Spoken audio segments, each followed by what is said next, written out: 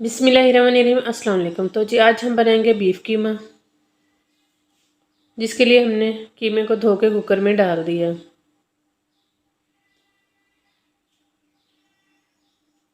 दो प्याज थे, उनको बारीक कट कर लिया है। 2-3 सब्ज़ मिर्च थी, उनको भी कट कर लिया है। 2 टमाटर हैं, इनको भी काट के डाल देंगे। नमक, हल्दी, सुरख मिर्च पाउडर। नमक और सुरख मिर्च पाउडर 1-1 टीस्पून है। हल्दी 1/2 टीस्पून है। लहसुन अदरक का पेस्ट 1 टीस्पून है। 1 गिलास पानी डालेंगे।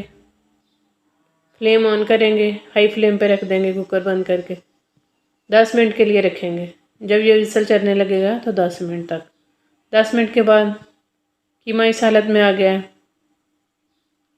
अब इसमें पानी है, आलू डालेंगे और 5 मिनट के लिए फिर रख देंगे। 5 मिनट के लिए रखा था।